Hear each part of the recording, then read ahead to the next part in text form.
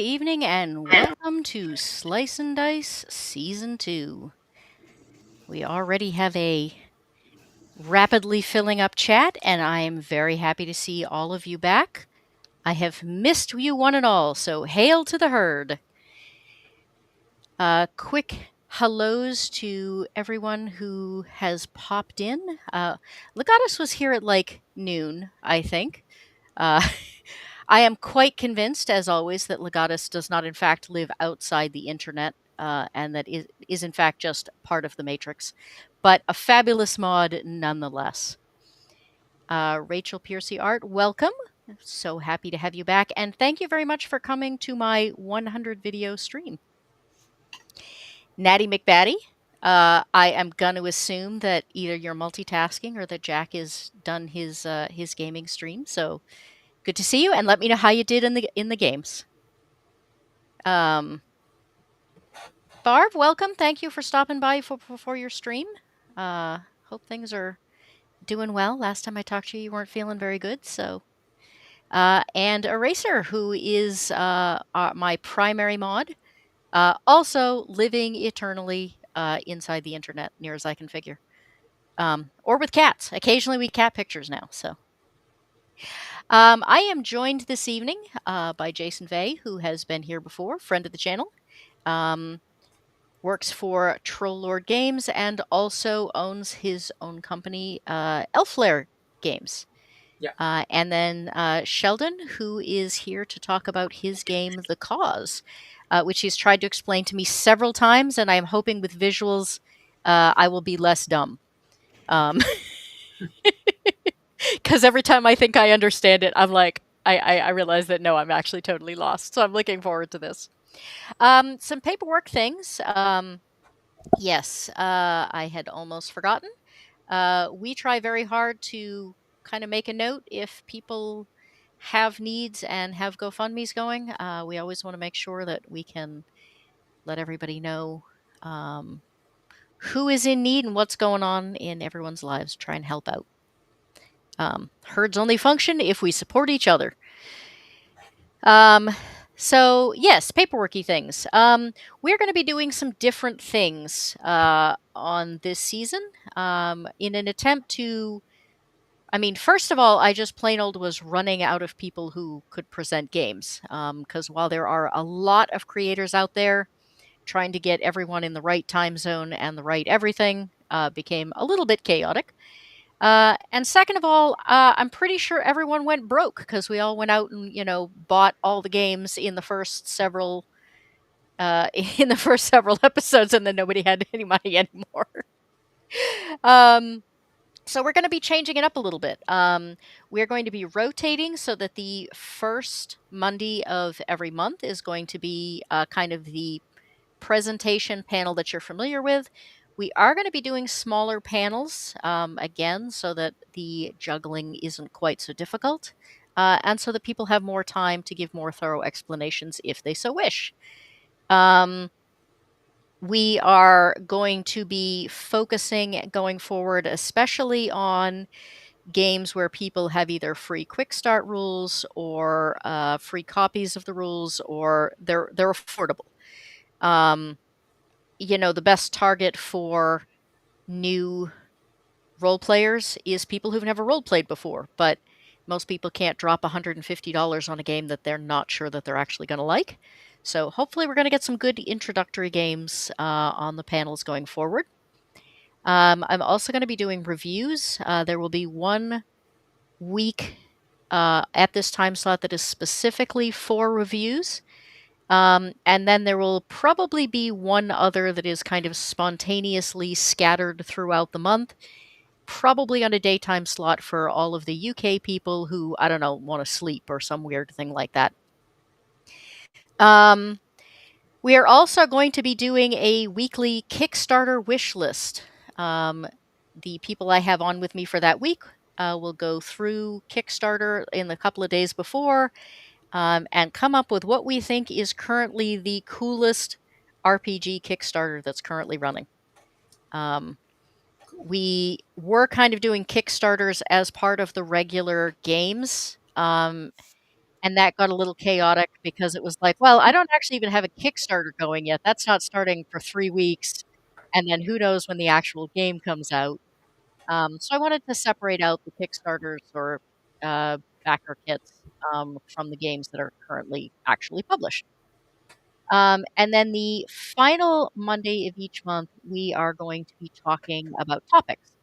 So, for instance, this month we're going to be doing D&D Went Superhero, talking about the different editions of my, at this point, least favorite game out there, and about how it went from being about being heroic to being basically superhero.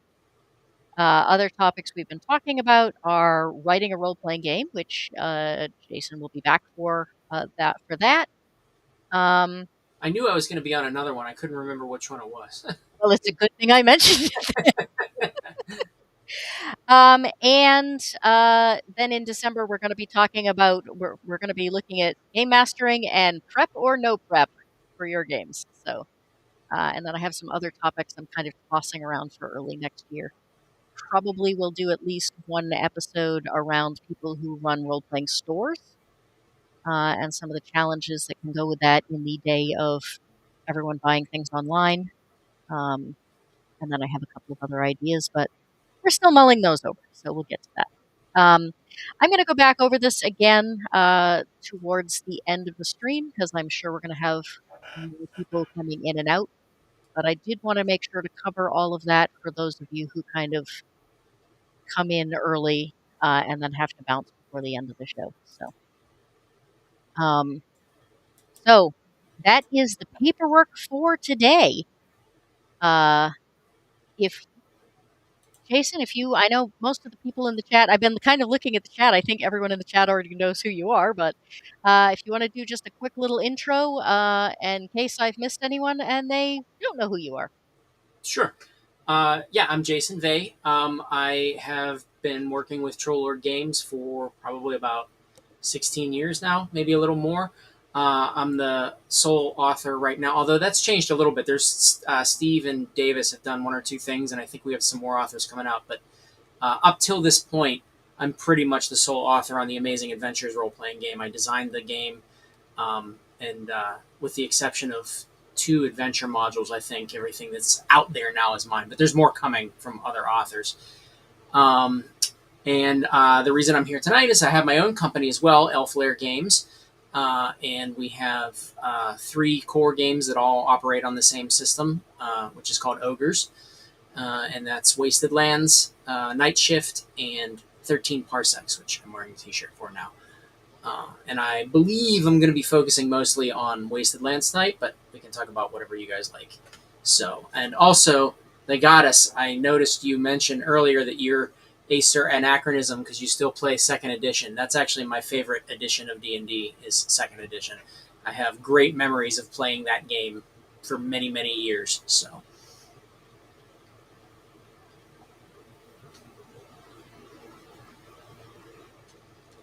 yeah, that's me. So, did we lose the eclectic goat? I apologize. Oh, I that's okay. accidentally muted myself. Oh, okay. I have I forget every so often. So in the real world, I have very, very long hair, and it will get wrapped around the button on my headset that mutes the headset every so often if I'm not careful. So yes, Sheldon, you are here for the first time, hopefully not the last time. So tell us a little bit about yourself. Well, my name is Sheldon, and originally I'm a CGI artist, and so I do more of the art and stuff. But I had to spend about a year on. I got hit by a car, so I had to spend about a year doing nothing. So I decided to. Well, I created a game, um, but it's more like a spy to spy kind of game where you also fight the environment. So your team of 10 people, they'll fight each other and they'll go back and forth while going after the environment, like monsters and whatnot. So it's a cool strategy game of one-upsmanship at the same time you work together. Basically, like my friends, we all hang around, we make fun of each other, we get a little crazy. And I took that same thing and I just put it into a game. And I decided to do a unique distribution. My game's going to be completely for free. It's available on Google Play and in the Apple Store right now. The rule set, character generator, and everything. Every PDF we make, we're going to give away for free. We're not gonna sell anything that affects the game or whatnot. We have this whole idea that if we give away the base game for free, we get many people playing, then we can sell copies of rule books and stuff, and that's our goal. But like you said about free games, everything is given away. Everybody can play. We're running a worldwide campaign because we can put it out on Google Play in the Apple Store, so everybody in the world with an Android or an iOS device can get the game and play for free. Yeah, and Yeah, it's and it's ooh, ooh, somebody's so echoing. Um, yeah, the idea I really am interested in your business model and the idea that, you know you get you get people playing the original game and then, the supplements after the fact or where, you kind of make your development. So it's Well, it's an unusual business model. And I'm really seriously interested to see how that ends up developing for you. absolutely, but that's the basics. So I've been involved in gaming though since 6 years old. When the basic set was a blue box, not a red one. So yeah, I have the old man credit as well. I'm Although I actually don't. right there with you. I started when I was 5 with Mhm. AD&D First Edition. So yeah, Yeah, my brother came home with the box set and said, "You're gonna play." 6 years old. All right, yep. off we went. Yeah, I think Never. we all started. I'm very used to being, people are like, "Oh, I've been playing for a couple of years or I've been playing for 5 years or 10 years," or I was like, "Yeah, I started at 8. I've been playing for 35 years." I am old. I'm So, coming up uh to don't take this the wrong way, but it's really nice to not be by far the oldest person on this panel. yeah. I think I'm coming All up on right. 40, 45. 1979 I started. So yeah, so You're still younger than 46. I Yeah. am. All right. I'm Um, 29. That's huh? we'll go I 29. myself have been 29 for years. So yeah. I do want to throw out a quick hello to Hunter, who has popped into the chat, and Hanayama-san, and Rio. Uh, Good to see more people popping in, and I will shout out howdies as people bounce in. Hopefully, there will be more. Farv says I'm 45. That's old enough. Farv, you're also younger than I am. So Jason, I do wanna I do wanna say I have actually seen Jason's books, and being very driven by packaging. I have this joke that I can tell whether or not a puzzle is any good by the quality of the box they pack it in. Um, and I really love j- the the way Jason's books are put together. I'm very tactile, and the covers have this really cool texture to them. Like, I didn't even read them for the first 20 minutes after they showed up. I just sat there and like handled them. So, They're a and matte, they're yeah, they're a matte finish, which kind of has. And I when we first did Night Shift, which was the first book we didn't expect it. We wanted a matte finish because it was kind of a throwback to the old AD&D books, you know. But when they came, they had like this real soft, tactile texture to them that is really, really cool. But we did not expect at first. So oh, it's great though. I love it. And the size is really good. Um, it seems like there is a lot of drive to make books different. Make them stand out by making them either landscape or coffee table books, which is great as far as marketing goes, but then they don't fit on my bookshelf. So, um, Ours were so Tim Brannon, who is my co-author on Night Shift and who still freelances for Elflair regularly. He's a great guy and a great game designer. We worked together on Night Shift, and we met along with our other kind of silent partner in Elflair, whose name is Derek Stolting. The three of us met working for Eden Studios back in the day on Witchcraft and All Flesh Must Be Eaten and Armageddon, and we decided to make our books the same size as those books, just kind of as a nod to our shared history together. So it's kind of like a wink and a nod to how we all met working for Eden Studios. We made the books the same sizes as Witchcraft and Armageddon and All Flesh Must Be Eaten. So it's an Easter egg that no one except the three of you gets. All of our fans from Eden Studios get it. We've had a lot of people that do remember us from those days that come up to us and say, "Hey, you did that with the books." So, yeah, and actually, George, who owns Eden Studios, called us out on it on Facebook. He's like, "These books look very familiar in the size and dimensions of them." We're like, "Yeah, yeah, we get it, yeah." So Um, so do you have some books to show us? I do.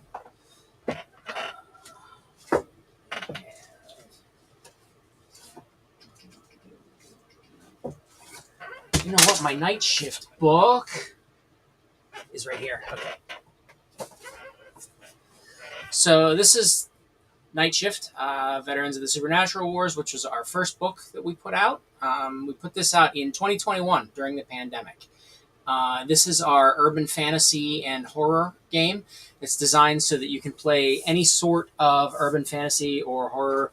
Anything, we say anything from Buffy the Vampire Slayer to Evil Dead to The Exorcist, you can play with this game.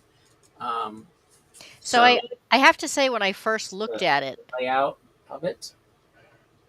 my thought was that it looked like Vampire the Masquerade or something like that, where you We've play the been told that monsters. a lot, actually. We've sold a lot of copies of this by people who say, "Oh, that reminds me of the old vampire books," which was not deliberate on our part at all.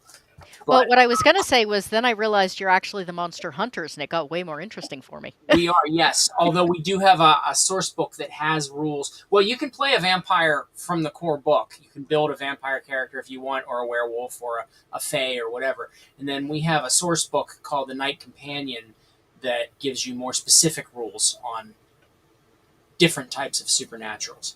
Hmm.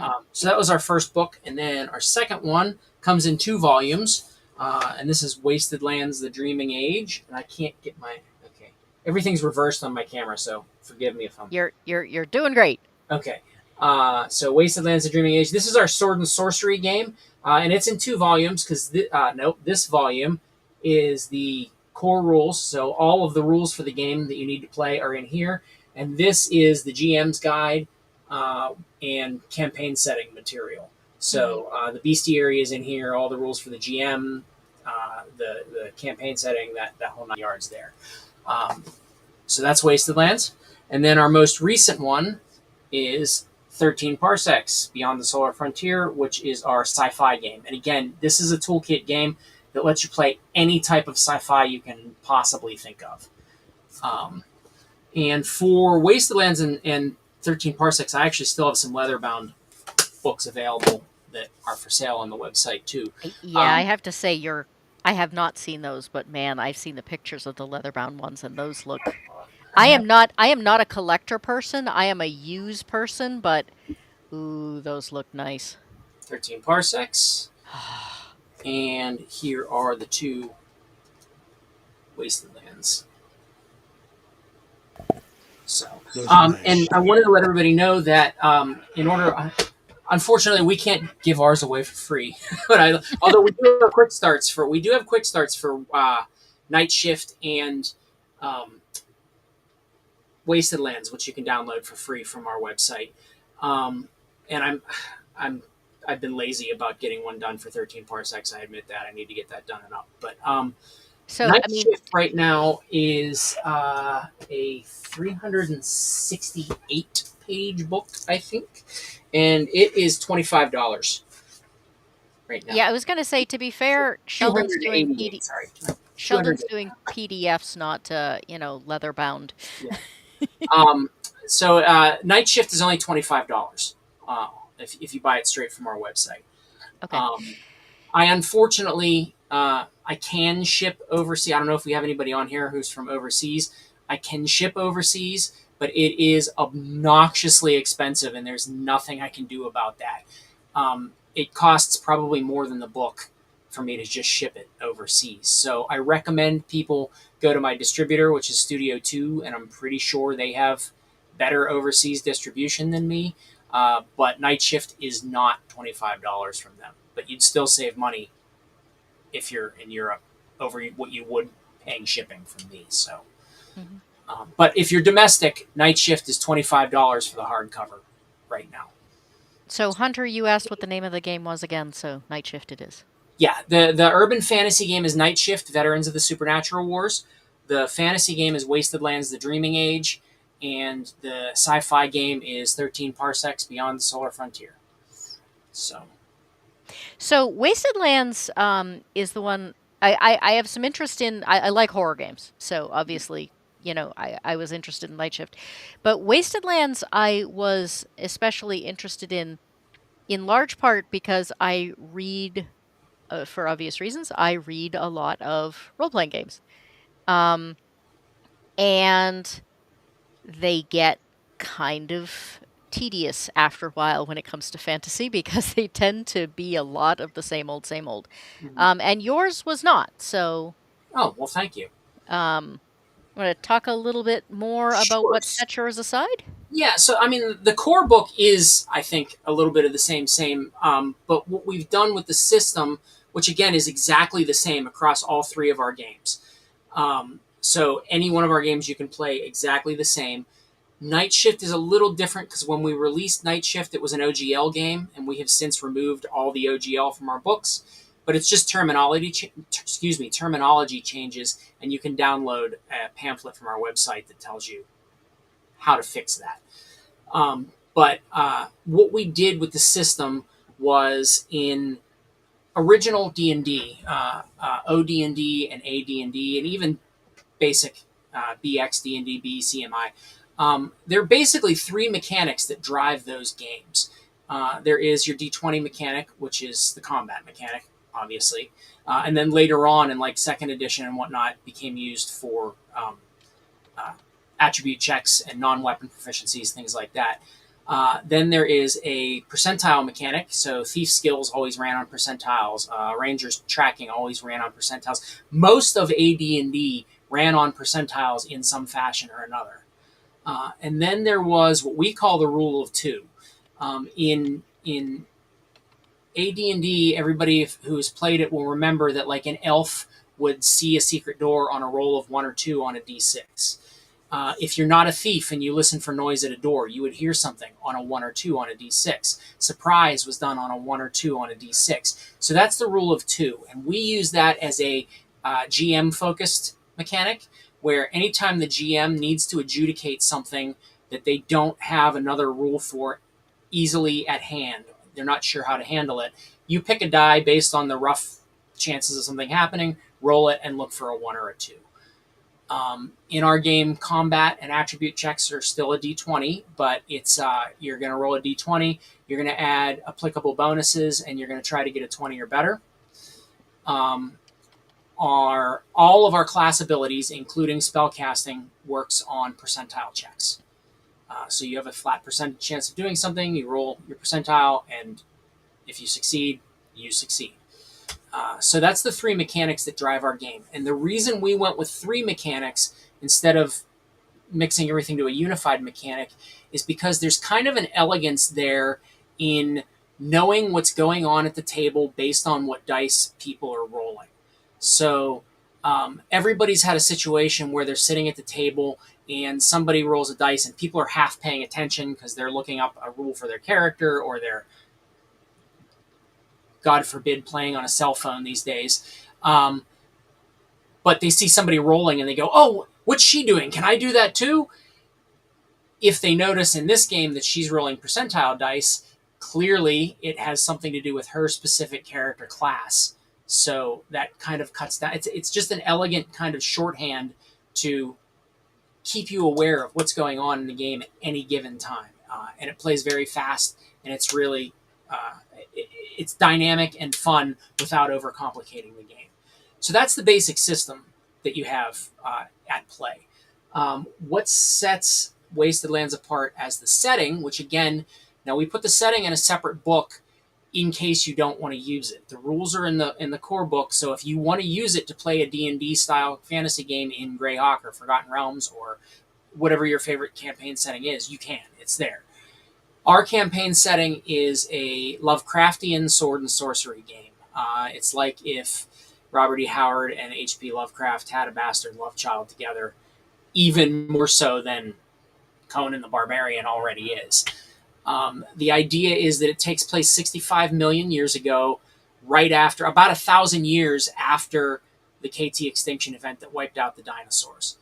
And in our setting, what that did was it also put the great old ones to sleep. That was the event that made the stars go wrong and put the great old ones into their eternal slumber. Your characters then are the proto humans that the great old ones had created as servitor species, who are now left all alone, and they're making their way in the world. They're kind of trying to take over this world the old ones have left behind. The catch is that your character, while they're entirely a mortal character and they might be like evolved from a bear, their name is Artemis and they're an archer.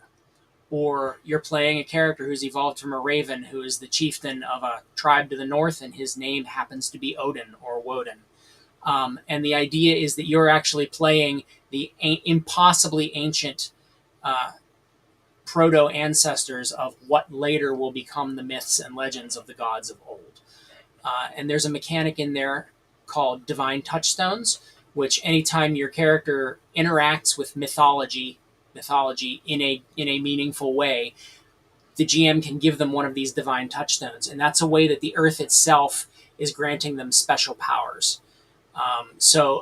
If you're playing Thor, for example, your first divine touchstone might be, a hammer that lets out a thunder crack every time you hit something, and that becomes Mjolnir. It's things like that you can pick up as you adventure in this world, and the creatures you're battling would be deep ones and Shoggoths and Mygo and elder things. So it's all of these Lovecraftian horrors that are left behind that you're battling. And we do have, I don't know if I can actually pull off showing this, but I'm going to give it a go. The second volume does come with a copy of the map of the world, which was drawn by, well, the original concept was done by me, and it was absolutely terrible. And I hired a woman named Mel Henning, who now works for Trollord. I'm pretty sure she does some freelance stuff too. She's a phenomenal artist, and she did the map of the world, which looks like this. And you can see this is actually a map of Earth roughly 65 million years ago, which I did slight modifications to add in things like Thule and Atlantis and Mu and places like that, fictional continents and whatnot. So, and that comes with the Volume 2 book that's tucked into the back of it. So, I hope that wasn't just me rambling on nonsensically too much. I hope it actually made sense to people. Are the two books available as a set, or do you buy them individually? Yes. They're $45 each or $90 for the set. I may have them discounted on the website. I'm not sure. But that's the cover price is that they're $45 each and $90 as a set. Mm-hmm. And then 13 parsecs is also $45. So. Okay. Yeah. And then Night Shift is Night Shift currently 25 or is it 25 period? It's been permanently reduced to 25 as we sell through the first printing. And we're not, like a lot of people say, well, I'm going to wait till you get to the second printing. We're not quite there yet. So, but we discounted it to get people into the system and the game. And Tim and I absolutely love urban fantasy, and we want to get that into people's hands. It's kind of a baby for us. So yeah. Mm-hmm. Legatus, no, there are no hexes on the map. I'm sorry.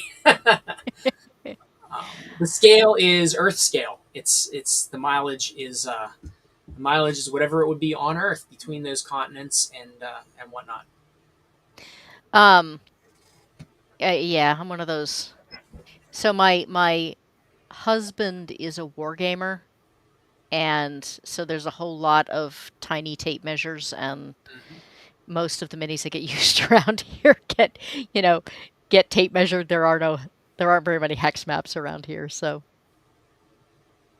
Yeah. Now, Varvethan says that the fantasy setting seems a bit too primitive a setting. It's very much not. It's very much a technology wise. It's almost more post apocalyptic than it is primitive fantasy. It takes place a long, long time ago, but you're dealing with this entire civilization that the great old ones left behind. So there's actually super science there that your characters can find and uncover. This Um, is kind of based on the belief that the Atlanteans had advanced technology and then Sort like of, yes. disappeared, right? Sort of, yeah. It's more looking at the idea in Lovecraft's mythos that the great old ones went away when the stars went wrong. This is what was left behind when the great old ones went away. Hmm. But technology level, for the most part, is um, Iron Age, like Hyborian Conan type technology. But there's also super science there. Hmm. Um, so you can delve into MyGo research facilities in what is modern day Antarctica, or find a great old one city left behind that has been turned into a kingdom.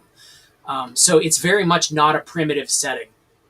Um, we do have the idea of proto humans evolved from animal species, but that's more flavor than anything. There's no actual rule. We're going to be putting out a player's guide that offers optional rules for that. But whether your characters evolved from a bear or a raven, they're basically still a human being. Hmm. It's for flavor and what your character looks like, and how they tie to their own mythology. So it is, but there is also, in the appendix for the core book, we have rules in there for elves and dwarves and gnomes and halflings and orcs and goblins. It's built so that it can be your go-to fantasy game. If you want a D&D alternative, Wasted Lands can do it. You don't need the campaign setting, which is why we put the campaign setting in the DM's guide instead of in the core rulebook. So, See, I almost go exactly the opposite. I would love to have a super primitive mm-hmm, setting because so much of fantasy is basically, you know, pseudo medieval Europe with magic. mm-hmm, Um, and the idea of still having, nomadic societies and the times where people lived in caves and were still afraid of the dark for a reason. right. And in Um, our game, that happens a few million years later when the Ice Age comes, and the next cataclysm, and actual humans start to. But where we're set, it's almost more like a Gamma World or a Thundar the Barbarian type mhm. setting. Um, So Legatus is asking if this is Omega Man meets Wizard. I hate to admit this, but I'm not really familiar with Omega Man. But Wizards is uh, not a bad metaphor for it at all. I would say. I think of it like Thundar the Barbarian when I think of it. The old Hanna Barbera Thundar cartoon. So, um, but yeah, so it's fantasy, but also post apocalyptic, and uh, millions and millions. It's just set millions and millions of years in the past in the Dreaming Age, which is what we call that lost epoch. So, I just love the idea that, uh, Hercules wasn't really fighting a Hydra. He was, in fact, fighting a Cthulhu esque yep, servant left behind. yep, yeah. That's exactly the idea. And then through what we joke as the world's oldest game of telephone, everything gets changed and shifted and altered. And one of the questions we get people asking a lot is, well, what if I'm playing Odin and my character dies? Well, who says you're the only character named Odin in the world? There could be 1,000 Odins, and then all of their different stories get mashed together into this one mythology. Or if you're playing Thor and you die, maybe somebody who's playing Indra, who is the storm god in the Hindu pantheon, comes along, and some of his exploits get syncretized into Thor's mythology. So there's all kinds of ways around that. You don't have to feel tied to, nor should you feel tied to, my character plays the exact stories that I've read about as Thor in the Norse sagas. It's inspired by, not, you're not supposed to be tied down to it or put it in a box. Use mythology to be put in a box. Well, I It's mean, there's also inspiration. the fact that Odin did in fact hang from a tree for 3 days. Yes, So, yes, he gave, yeah, and gave an eye. Um, so, so so you die, but then some other character named Odin, who's one-eyed, shows up and he starts. shows up and starts over, yeah, with you. So that's, it's just all about using ancient myths and crossing them over with Robert E. Howard and H.P. Lovecraft, and building something out of that is the concept. Um, I actually say one of the cool thing, Hanyama-san. Yes, you are correct. Indra is the Hindu god of weather, but I was using it as an example for how some of the things he does could be picked up and syncretized into Thor's mythology, or vice versa, in the setting of Wasted Lands. One of the cool things, my cool experiences is last year at GaryCon, I actually got to give Tom Morello a copy of Wasted Lands from Tom Morello from Rage Against the Machine, who is a super, super cool guy. And he sat and chatted with me about the setting and the influences for about 20 minutes or so after I gave him the game. So um, that was That's really cool. awesome. Yeah. Yeah. Um, so I think we've got some questions out there. This one I do not think is actually related to the game, and I'm not Okay. sure I understand it, but Eraserhead has a question for Oh, you. yes. It's a Fender Rumble 100. He's talking about my bass amp behind me. It's a Fender Rumble 100, and this is a Hartke 2000 head. And this is a Fender Stage 100 guitar head. Natty says, "What a coincidence! I too have lost an eye, and my name is also Odin."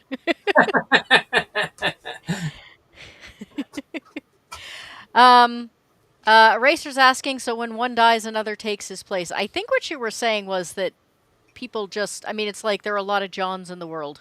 Right. Just because your character named Thor dies doesn't mean that Thor's legacy ends. You don't necessarily have to play the next Thor, but there's other Thors out. There's other people named Thor out there who could take up that legacy, and their exploits get meshed in with yours in millions of years of ancestral memory down the line.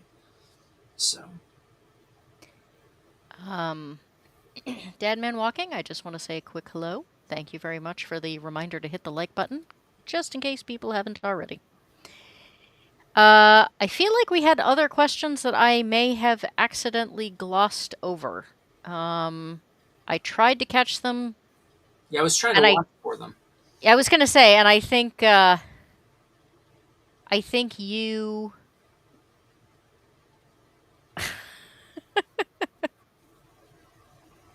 This is an inside joke. There is a channel called The Yarn Witch, and there is a joke that her alleged husband is in fact a whole bunch of homeless guys that she just keeps chained in her basement. There is. I think you missed it on the 100 thing, but I actually played the clip where he's like, or maybe I'm a series of homeless guys. Um, and if I can just move on, then we have in Night Shift and 13 Parsecs, they don't have a. Yes, it's like you are one Thor and not the Thor. Yeah, that's the idea. Um, and even somebody else could come along and do something that we remember as being part of Thor's exploits, and somehow or another that just gets syncretized into your ancestral memory going down the. So, um, oh no, this is just the Loki thing where he didn't really die. No, if your character dies, your character dies, unless somebody uses some sort of resurrection magic to bring them back.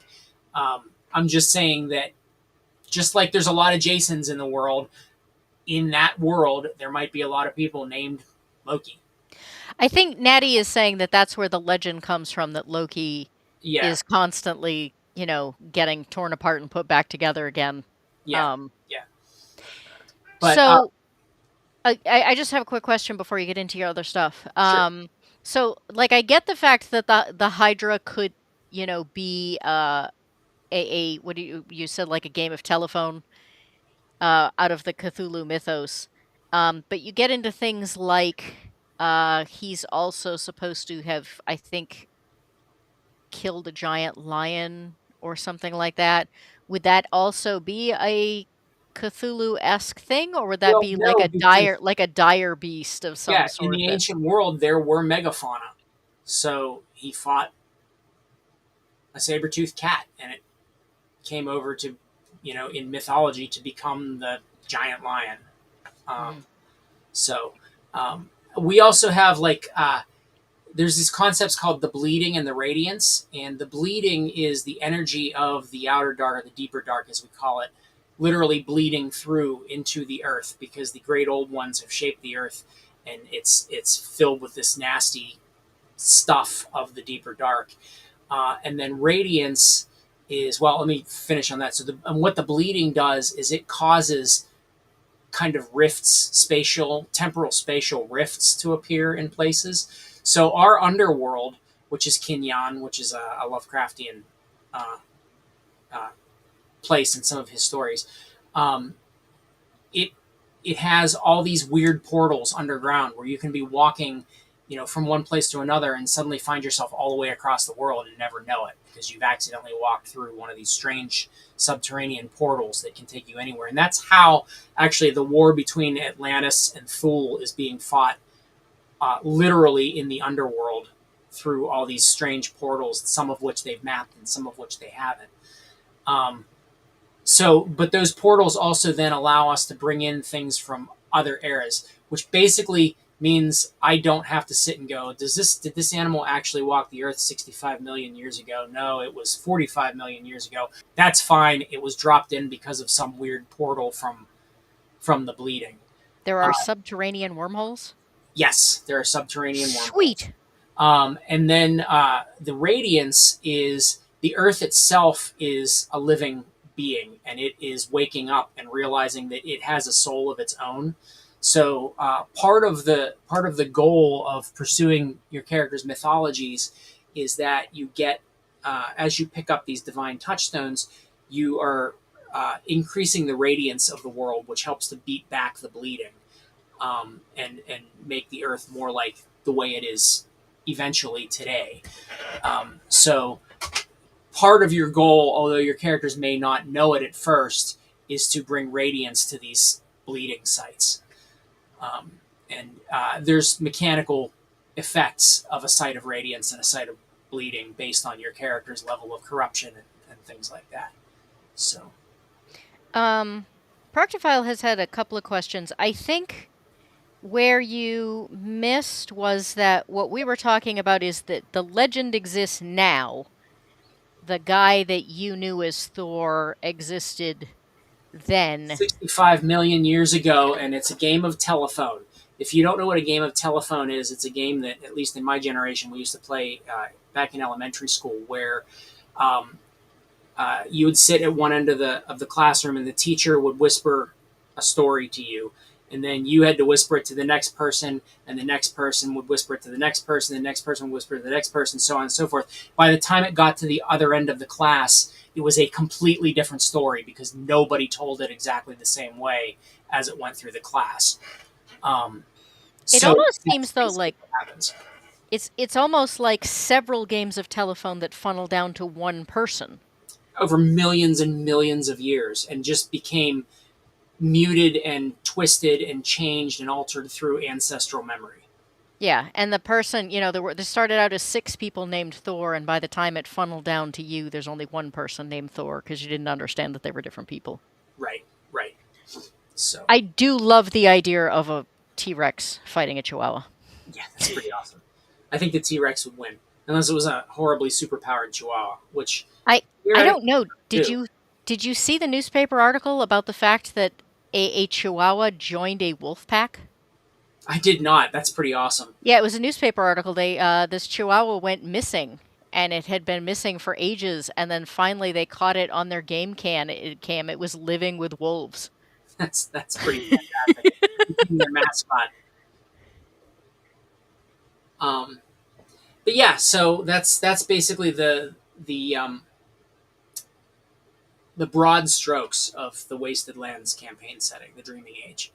And again, if you aren't into that style of campaign setting. The core book alone gives you everything you need to play any sort of fantasy game you want. We have an appendix that has, elves and dwarves and gnomes and halflings, and we also have human cultural backgrounds. So essentially, in the same way that you would take a demi-human race, you can take a cultural background for your human. So be it barbarian or sage, or, well, sage is a character class, or scholar, barbarian or scholar, or cultist, or miner, or something like that. So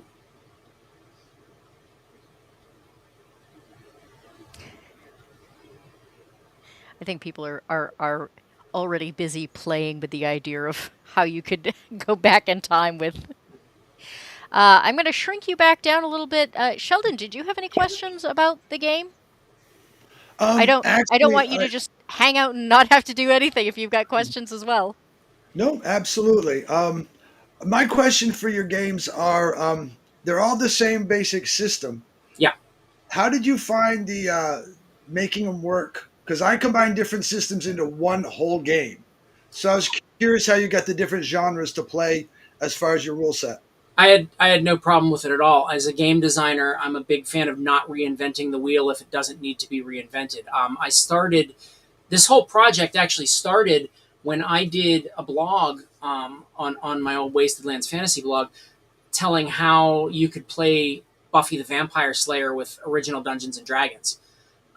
That's how it all began. And then Tim messaged me and said, "Why aren't we writing this game? We have to write this game. Nobody can write this game the way that we are, or that we could." And because we worked on the actual official Buffy RPG together, a little bit. It wasn't primarily ours, but we did do some work on it. And so it started with already using D&D to mimic modern role playing. And then when Wasted Lands came along, it was rolling it back to do fantasy again.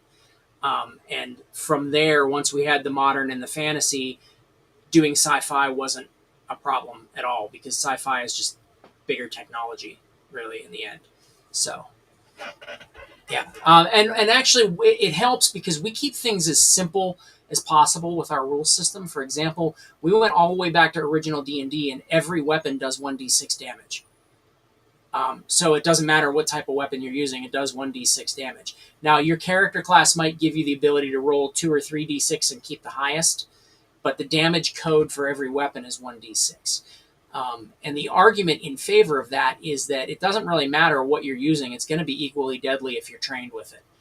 A lot of weapons, a lot of games handle guns by having them do massive amounts of damage. And if you stop and think about it, shoot somebody in the shoulder with a 9mm, and then hit somebody in the shoulder with an overhand chop from an axe. Which does more damage? The axe does more damage, but the 9mm is going to shoot right through the shoulder. It has more penetration, and it can shoot faster and more times. But when you're talking about something as abstracted as role-playing game combat, in the end, it all comes down to the same thing. Absolutely. I had a friend once who was a big fan of firearms, and he said people all the time talk about, oh, getting shot with a 22 is like being hit with a big stick. He said, I don't know, see a lot of people lining up to get shot with a 22 though. And I said, do Right, you know a lot of people lining up to get hit with a bat? right. Because yeah, it all depends on the kind of damage that you're trying to do. And how adept you are with that weapon. I mean, a 22 can kill somebody with a single shot if you place that shot just right. Now, there is an argument to be made that yes, a 22 doesn't do as much damage on a single shot as a 9mm, which doesn't do as much damage on a single shot as a 45. But again, we're talking about abstracted combat. Well, the 22 is also the mafia's preferred hit gun. So it does kill people. It's Mhm. killed a lot of mafia people in the history of the 22. Yeah, yeah. Well, and my understanding is that the 45 wasn't invented to make a bigger hole. It was invented to knock people down so they would realize they were dead before they. To a point, yes. That's a story, and people argue about the definition and uh, what's the word I'm looking for? Accuracy of the idea of stopping power. I Um, mean, I'll be honest, I have terrible shoulders. If I shot a 45, it would stop me. So forget the person I shot. but again, we're not here to argue what guns look like in real life, because this Yep. isn't real life. It's a heavily abstracted, and hit points or vitality, as we call them. They're not even a measure of the damage you're taking in combat. That's only part of it.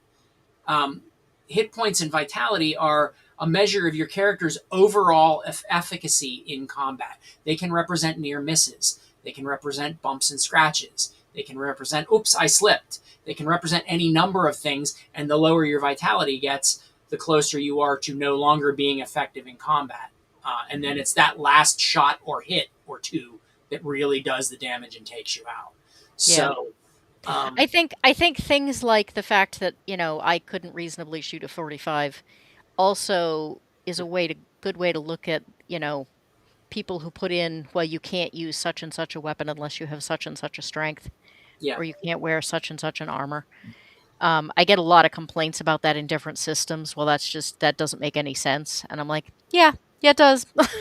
I will say too that for people who, because we have had people who are like, I hate that idea, I want variable damage. We do have optional rules in there. If you want to use variable damage, here's what variable damage looks like. And with variable damage, you're not going to do the thing where you roll 2d6 and keep the better of the two. It's just that your weapon does more. Um, Again, Proctofile, it's not that complicated. No, it's all abstracted. Um, we don't have that level of complication in our system. The idea is to keep it simple and fast moving. Again, for people who want variable damage for weapons, we do offer it. And one of the neat things that I like to tell people about in the Ogre's system is that we have levels of grit in our system, which we call play styles. And those levels of grit are cinematic. We say realistic, but I think in future printings that's going to be changed to normal, because it's not realistic. It's our mid range, our standard, but it's uh, cinematic, realistic, and gritty. And most aspects of the game have options for a cinematic, a realistic, or a gritty level of play, and you can um, mix and match those as you like. So you can have cinematic saving throws, and you can have gritty healing, or and mix and match things like So that. this is basically built for homebrewing. Absolutely, it's built for you to take our game and make it your own, how you want to play it. But the thing is, you can take any ogre's character to any table that's running ogres, and that character sheet is going to look exactly the same. So whatever rules options people are using, they're still going to work on the same character sheet. Um, so it's kind of customizable in a way that I'm not going to say nobody's ever done it before, because I'm sure people have, but it's a way that you don't often see, I think, in games. But as far as firearms go, we do have the gritty firearms. Is if you get shot with a gun, you save or die. Um, the the normal rules is that guns do extra dice of damage and you keep the highest, and then the cinematic rules are that the guns are just another weapon like anything else. Um, but that's an example of how our gritty, cinematic, and normal rules options work. So Original Hamster just popped into the chat to say realistic is not normal describes this year overall. yes, it does. And welcome to Adam Gray. The Ghost of the Most is also in the chat. And thank you very much for all the questions. I'm really, really happy to have all of these. Do I remember correctly that you were one of the people I know that like really loathes online play? Yeah, I don't get anything out of online play. I don't have anything negative to say about people who love playing on virtual tabletops. It just doesn't do anything for me. I don't like it at all. We have looked into getting Foundry support, but I have one really good friend who's a computer programmer who's working on it, but it's been very slow because he works on it as he has time. And I don't have the money to afford programmers to get VTT support for for my games. So I I would love to have that support, but I don't right now. I mean, I vastly prefer playing in person, but talking you into running a game for me someday is not likely to happen except online. Yeah, it's not likely. I will never say never. I have run games online. I just don't really enjoy it at all. Um, but I've I done it. would Never say never. I would very much like to see. I mean, I've read the book. I know how I read the rules and how things would run. I would really be fascinated to like see the person who created it run it and see if I'm actually reading it the way Yeah. you intended it to be read. Yeah, and that's funny. When I play test my games, I have a couple groups around here that play test my games in house for me. I never ever run a game that I've written in playtest. I always sit as a player. I have other people that run it because of like you're saying, I know exactly how in my head everything in that rule book is supposed to work. So I'm going to gloss over things that don't work just subconsciously because I know how they're supposed to work. Mhm. Whereas if I have somebody else running the game, they're going to go, this isn't, I don't think this is what you meant. It's not working right, which enables me to better correct the game as we play test it. And then I get to see it from a player standpoint too and say, from a player standpoint, which I don't think about when I'm designing, maybe this isn't working right. So that's one a piece of advice I could give, and we can talk about this the next time I'm on. To burgeoning game designers, never run your own game when you're play testing it. Have somebody else run it for you. Yeah, I always make the suggestion because even though all I do is edit, people will still ask me other questions. Mhm. And one of the things I always say is I used to work in the medical field and there's a whole thing about uh watch one, do one, teach one. Mm-hmm. And I said you really should kind of do the same thing when you're play testing.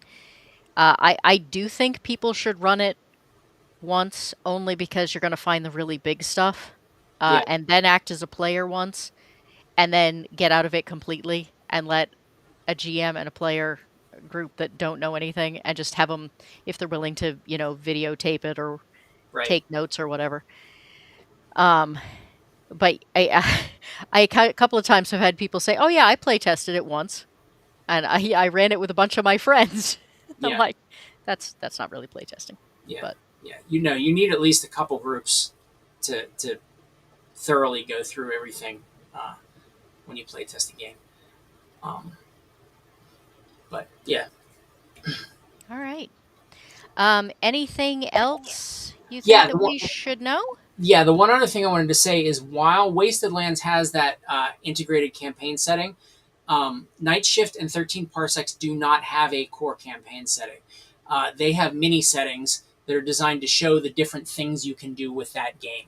So it's a setting in maybe 8,000 words, 5 to 8,000 words that shows you the different types. So in Night Shift, let me find it here, we have.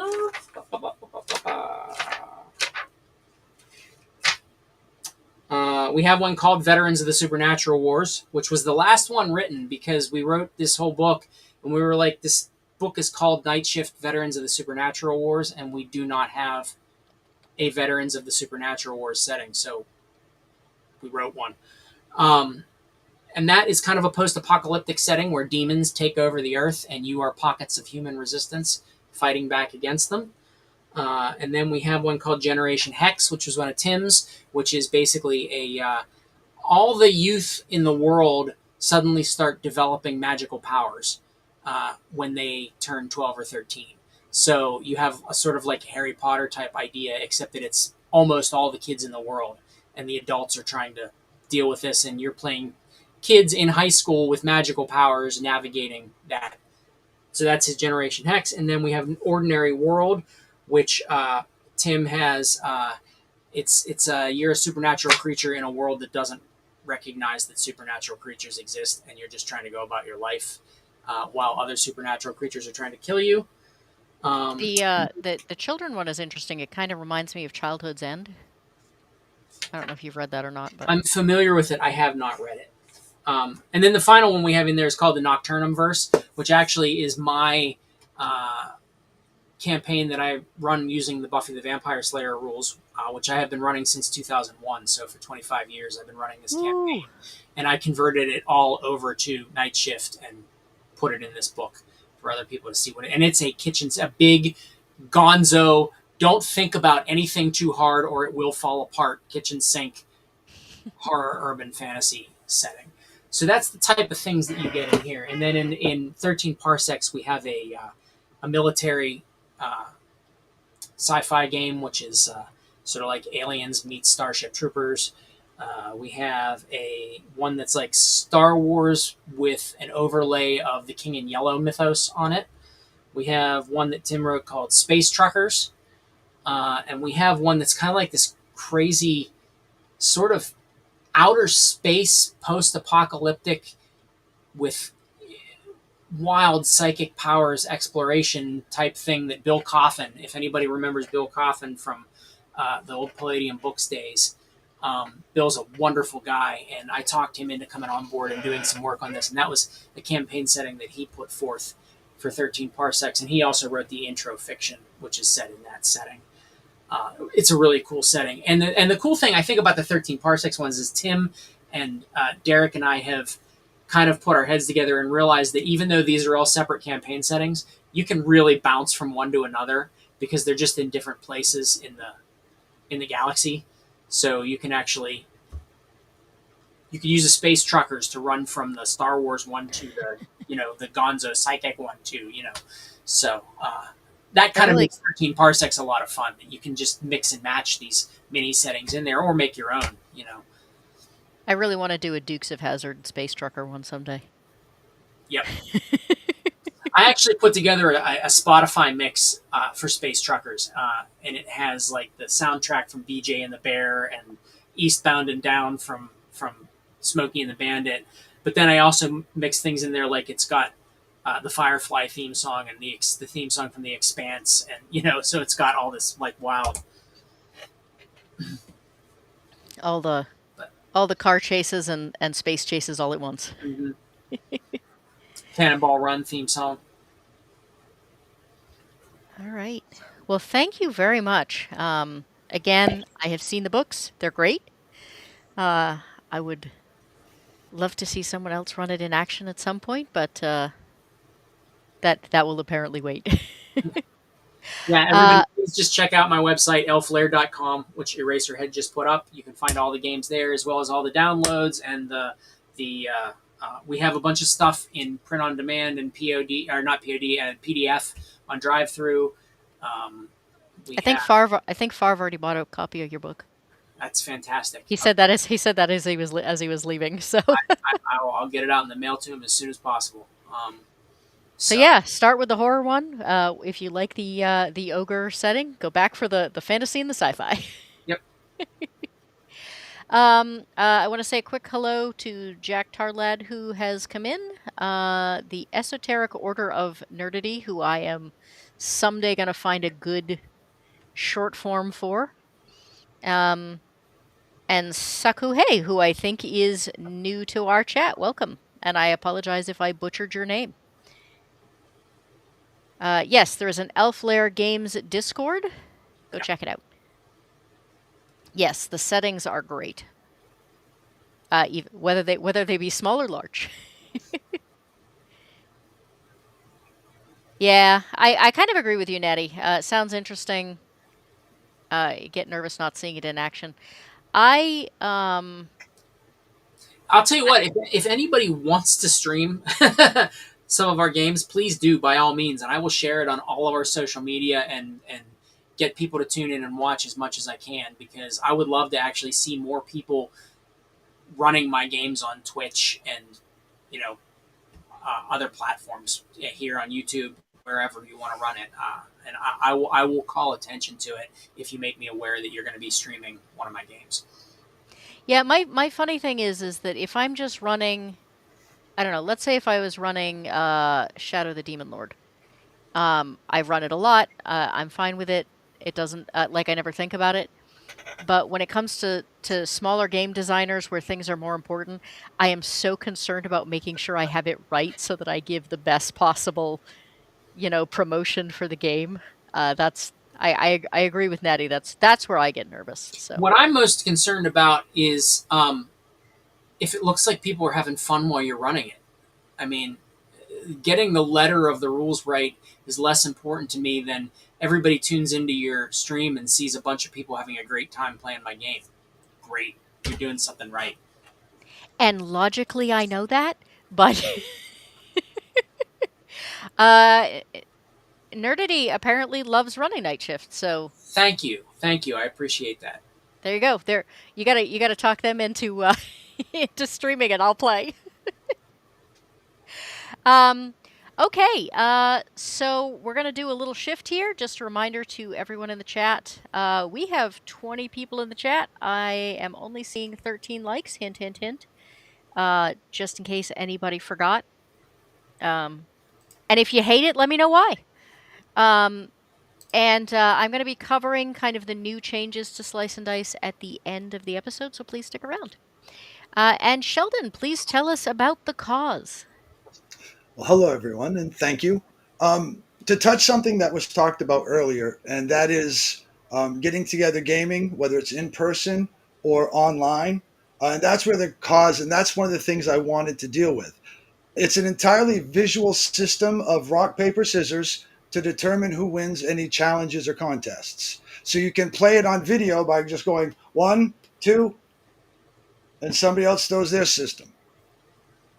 And that is the basic rules. So you can play it in person, you can play it online, you can play it in a crowd of people just talking to each other slowly. So you can do a live action version. We have a card game that's going to come, and we're also doing a board game. And it's all based on the same character being able to be used in all of them. So your character is going to transition straight through because it's the same rule system. How we go from like tabletop to live action is using like a movement system of paces. We went with 2 steps is 1 pace. 1 step is on average 2.5 feet, so 1 pace is 5 feet or your average square on a map. So when you're in live action, you take 2 steps for every 1 unit of movement. And on a map, you just move 1 square. And this allows you to do that transition back and forth. Because I come from more of a LARP background for many years ago, playing the old Mind's Eye theater games, which were back then based on Rochambeau or rock, paper, scissors. So I've taken that core mechanic, but I've changed it and made it so there's no negatives, or you don't take people down, you don't bid negative traits. Everything is about pumping your character up, and then they pump their characters up. Because what happens is during a challenge, if again, just to go over the basic rules first, if I throw rock and you throw paper, you win. That's it. Now I have a choices. I can call for a retest using a skill. Say we're fighting, so I'm going to use my hit stuff skill, which is the actual name, but because I'm trying to hit you, you're going to use your don't get hit by stuff skill because you don't want to get hit by stuff. So we test, you win. So I bend my hit stuff. We now re-challenge. So we do it again and say I win. Then you can have it. You can expend a retest to call for if you want, or you can let it go because all your resources don't replenish through the event. An event is like one scene, one combat challenge, or what. So you have to decide how much you're going to use on any one challenge because once you're out of your retests and say shooting stuff, you can't retest anymore and you have to just go on whether you win, tie, or lose. Now, what happens if you tie? Well, that's when you compare your attribute ranks. So if I'm doing a physical challenge, that's brawn versus stamina. So if I have 25 ranks in brawn and you have 10 ranks in stamina, but you've won the challenge, I can then choose to call a re-challenge because I have more than double your traits. So then we test again. And it's just a series of just going back and forth, and then you go until you win. And that's just one challenge. And that's the basic core mechanic of everything. Everything is a challenge. A static challenge, like if you're versus a storyteller, or we call him a CO or corrections officer. It's kind of like a prison. But your average CO, they'll call for a static, and they'll just say it's a brawn versus 25 traits, and you test. and it handles the exact same. Um, and that is the core mechanic. The basic rules is that if you win, your opponent who lost can call for a rechallenge. On a tie, you compare traits. The total ranks win. And of course, on a loss, then you can choose to call for a rechallenge because you don't want to lose. Um, Now, the basic world is it's a different reality where humanity is besieged by every single nightmare, alien, supernatural threat, monster, dragons, everything. Everything is coming for humanity. So what they've done is they've gone into other realities and they've captured or taken people, if you will, agents to help defend this world. So each player has one agent. That's going to be your character. But you may have, say, four builds.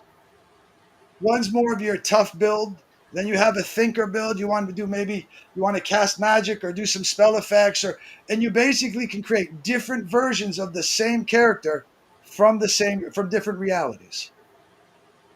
And the So, benefit is we're going to kill them off. Death so happens all the time. It is something that is built into the game, but so is your characters coming back from death. There's actually no permanent death. The agency will just reprint you via their 3D agent printer, and they make a whole new copy of you to go back. And this allows you to try different strategies as a group and function because you can be versus the environment. Like when you're playing the game with me, for instance, and I want to be the monster or the villains or what have you. Or you can go player versus player, two teams of 10 or however many show up. And you guys can play without actually having to have somebody running the game. The rules are simple, they're handled via the app, which I'll get into. So everything is done and controlled through the same system of universal rules. Everybody's playing via the same challenges, the same characters, and the same power level. So if you go to California and you find a group and want to play, your character goes with you because it's already in the system. They can load it up and they can take a look to know you're not cheating. The game is played open face. You can look up anybody's character in the game out there. Um, our phone app, which is available on iOS and Android, has the rules, character generation, and a social media section for agents. Um, Sorry, I just read some of the comments and it kind of made me chuckle. Um, yeah, I think this was a similar conversation you and I had yeah, about the death thing. it's once you play and you get used to it, it's really easy because it's nothing more than rock paper scissors, and then determining like comparing traits maybe or just winning outright. Um, You know, the characters are made up of really simple. You have four offensive primary attributes, which are brains, bronze, bravado, and bullshickenry. And then you have four defensive, which are stamina, willpower, indifference, and conventionalness. And they all go against each other. So brains versus stamina, you know, um, or excuse me, brains versus willpower, brawn versus stamina, and so on. Bravado, which is all your social, versus your indifference or I don't care. And my last is favorite is bullshickery. That's everything that's weird. Our magic system, which we call wonk or wonky, everything that's wonky, that's powered by that. You use that to cast spells or identify like magic or anything that is not human normal, if you will. And that's versus conventionalness. Because what happens when you're going to cast all these spells at somebody? Oh, I don't really believe in magic, so I'm just, yeah, no, that fireball didn't hurt me. And they just disbelieve it. And that's the power of being mundane.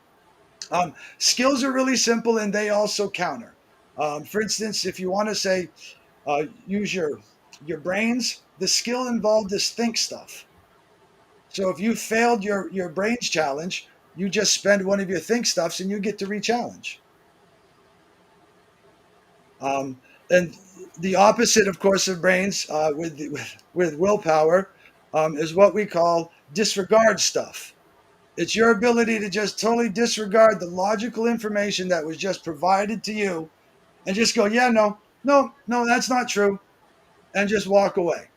So every attribute has a counter, every skill has a counter. So it's really easy to determine what's used against what. Um, with the biggest idea being behind the whole game is you can play for 2 minutes, 10 minutes, 5 hours. You can have a full session with a whole map and play out a whole game, or you can go to a convention where you just have a couple different teams agree to meet and just play secretly so nobody else knows because you know you're secret agents. And this game allows you to transition in each direction. Because I know I personally I work with a lot of CGI art and stuff, and I'm doing animation a lot, and I don't have time to play. Well, I can go online and just have a 10 minute where I just pick up a daily mission where I have to pass on a piece of information to another player, another agent. I don't know who, so I go online, I go on the social side, and I can see if I can find them and then we can go. If I make it, then I'm going to get the reward for that day. If I don't find them, then I'm not going to get that reward for the day. I'm not going to be able to improve my character by spending my, we call it LSP. Excuse my French, but I should tell you, we do have profanity in the game. And so LSP stands for learning shit points because that's how you learn shit as you get better. Um, and so we've we've built the whole system around quickness of play as far as fun, you know, because I don't know about some people, but Rochambeau or those kind of games can be really fun if they're with a purpose versus just sitting there playing it. So we took that as our mechanic to combine with the fact that you can play for only 10 minutes, 15 minutes, or however long in person or online. You don't have to have a fantasy grounds or an actual tabletop. You can play mind's eye style with distance and everything else and just tell them you're 10 steps away or what have you.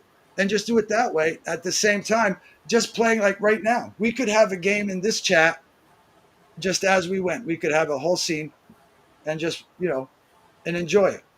Um, we've been in development for over a year. Uh, this is the original test play manual that we're now putting online, minus some of the art, of course.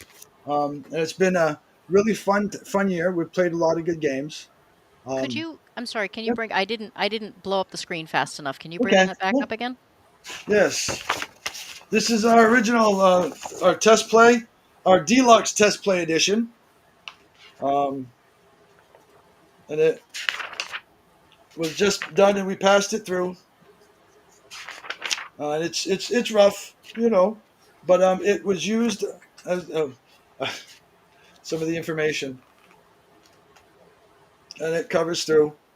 We have it's a complex. It sounds simple, but it's complex, and I'll go over the different parts now. Um, Character generation is simple. It's done via the app because there's a lot of different options. We did the math, and there are I think 60 some million different combinations that you can come out with a character. Um, the first thing you pick is your department, and there are six departments. They're basically tied around fighting or investigation, being like the super secret spy or what have you.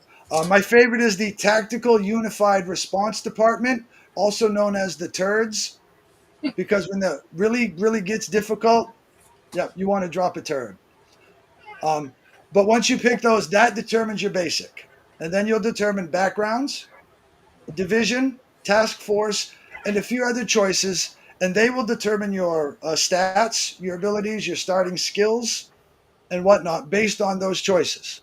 Um, it's a large matrix, and in the player's quick start book that will be out this upcoming Friday, we actually have all the matrices and stuff. If you want to look at them, they're also available on the app. And if I can, let me see. I'm going to I put two links up on the YouTube. What is for Oh, you may have to put them in private chat. I'm not sure it will allow oh you to directly. okay, nope.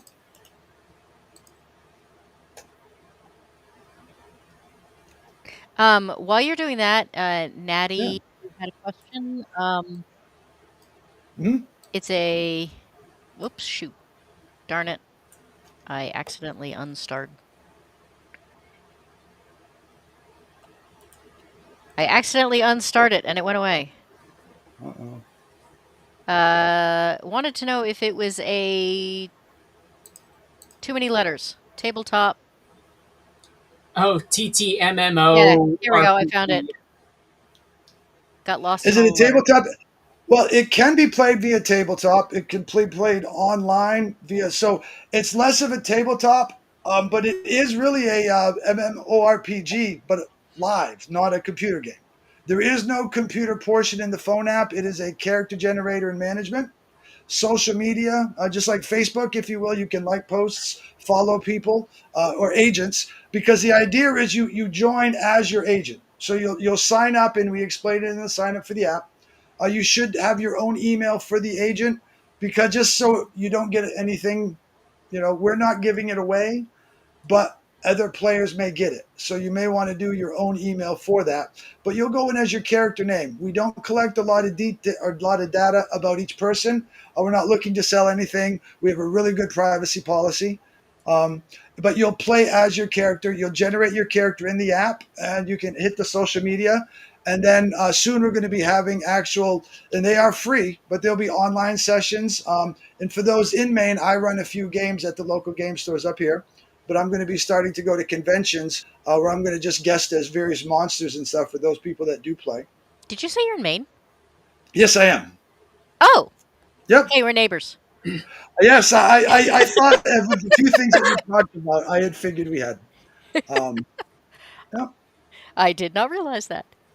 yeah. Um, But Natty says it's the Pokemon Go of LARPing. it can be. I mean, if you can make a Pokemon, we actually have an entire division based around capturing monsters and torturing them by sticking them in small objects where they constrict and hurt them to make them very angry. Careful, Pokemon is like suing people over that nowadays. Ah, yes. If it's in a video game, their Bad. patent does not apply to role playing text and real life things. I mean, technically, I don't think it should have applied to the lawsuit in the first place, but Neither do I. Neither do I. um, I prefer to give. I prefer to give things away. So for me, I like. I don't want a patent on anything. I'm like, nah, use it. I'm flattered. Game mechanics to me are should be open. The flavor text and the other things shouldn't be. You know. So I mean, but all right. Anyway, um, oh, I had been gonna ask you a question. Oh, did you have visuals? um, You had a share screen earlier that we were checking to yeah. make sure it works, so I didn't know if there was stuff you wanted to show us. Um, there. And Natty wants a link because apparently it is their spirit animal. Yep. I am trying to find where I paste into the private chat, but it doesn't give me a box to type into. It should. Can you send it in Messenger while I'm bringing this up? I sure can. And I'll. I just went over to YouTube and typed it in there when I needed to type something. Um, do. There we Well, go. it's in the YouTube. It says join the cause, and I have the closed beta link. Yep. But Oh, it is. I will Okay. message. Yeah. Interesting. YouTube very frequently is fussy about Mm-hmm. allowing links in a. Yep. This is the basic character. Below it will be all the special abilities and maneuvers, and I'll talk about those in a minute. But I just thought I'd show you this. That um, as you see, the offensive and defensive primary attributes about halfway down. You can see how this character's background is a briefcase closer. That's a very important background. Without it, the briefcase opener becomes very obsolete. Um, But you'll notice for our hit points, we have what's called Gibbs. It's named after Andy Gibbs, who sang the song "Staying Alive," and that is your physical damage. We have your Travolta score. That's named after John Travolta, and that is your mental and social damage. When you lose mental challenges and people start defeating you mentally or socially in in a scene, it starts to wear you down to the point where you want to crawl into the corner and run away. And that's represented by your Travolta. Um, your Sure. Van Damme score, named after Jean Claude, that's our initiative.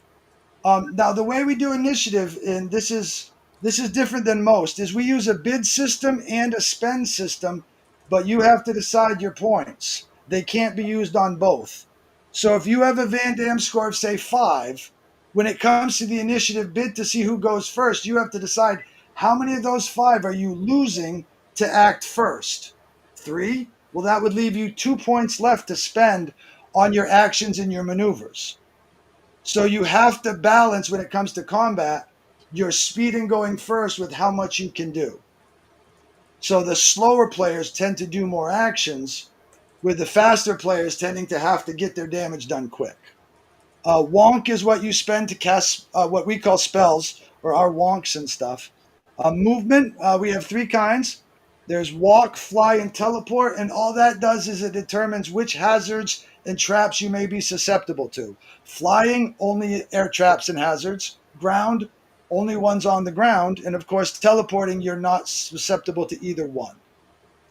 And then we use an RQ system for armor, armament, and accessories. And you literally build them. So you can design whatever you want for your weapon. You get so many points. Everything starts out with the same stats. Our shotgun, pistol, all of them. Then you decide how much you want to make. Do you want a bigger boom with your shotgun? Then that costs a few of your RQ points. And you can pump up the damage. You can pump up your chance to hit with it, or any other factor of your weapon or your armor or your accessories that increase your skills. So you literally customize everything you want to go with your character. So you can build a character based on, if you cosplay, you can turn your cosplay personalities or your costumes into different builds for your character or whatever you want to do. And then down below you have the skills.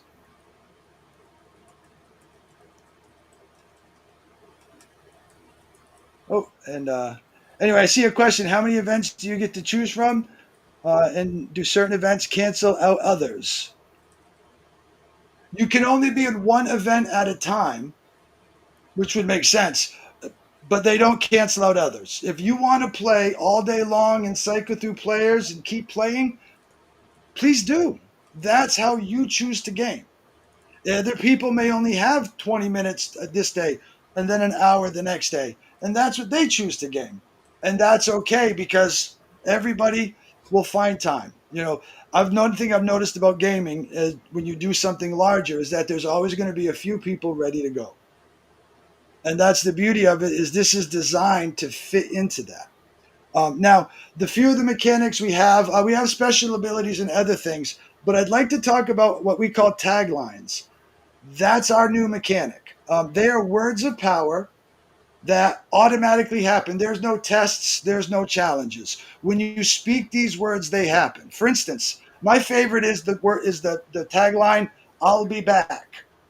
You say it to another character, and then in a battle, then you can run away, you can go leave, you can go fight, maneuver, do whatever you want, and then completely free outside of initiative, you can then choose to teleport right back to the person you said that tagline to. And that's the effect.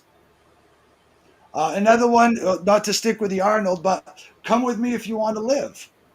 Say you want to escape a battle, things are going really bad, and you guys are getting hammered, and you want to leave, but you want to bring a friend with you. That's the tagline. You just turn and say, "Come with me if you want to live," and they agree, and you both teleport to your team's home base or safe location, and you get out of that combat scene. Um, One of our safety rules is you don't even have to participate in the combat to begin with. At any time, any player can leave any scene. If you start the event, if you will, like a start a combat event and you bid initiative, then you can't just leave. You have to play out, escape normal or otherwise. But before the initiative is, if you don't want, you can leave. We're not looking to trap anybody or any of that style of play. We're more into the consensual and friendly beating of each other. Um, Most things tend to go to combat. We've learned that. It's a fun part of the game for a lot of people. Um, but Okay. Um, but yeah, We have so we have oh, numerous people that want to know what sparfological means. oh, splarfological. Splarfs are little tiny orange creatures that live in a magic forest of, of thorn bushes, if you will. And they sing little songs and they play all day picking splarf berries. They're also slightly evil and will probably hunt you down in your sleep and kill you. Um, they're evil smurfs, basically. And so splarfological for the exposure event means that your character has been exposed to the splarfs at some point, and it's given you special powers that they have. You've been exposed to them. Um, because each exposure event really is determines what's special about you. Cosmological, well, you kind of hung around with Cthulhu a little bit, you know. And for them, they have a wonderful ability where a tentacle comes out of their mouth and you can just strike and start to eat people. Um, you know, Baba Yomama. She's an evil witch that created all the zombies in our world. And the ability you get when if you want to have like a necromantical background, is what we call Hungry Hungry Hippo. You gain hit points equal to consuming of flesh. So if you bite somebody into a bite attack for 6 points, you gain 6 points of damage back, or Gibbs points. So each of the exposure events really defines what makes your character special. And you get to pick any three you want to define it, because really it's all about customization. It's about you designing the character and being able to fit in what you want. Any more questions?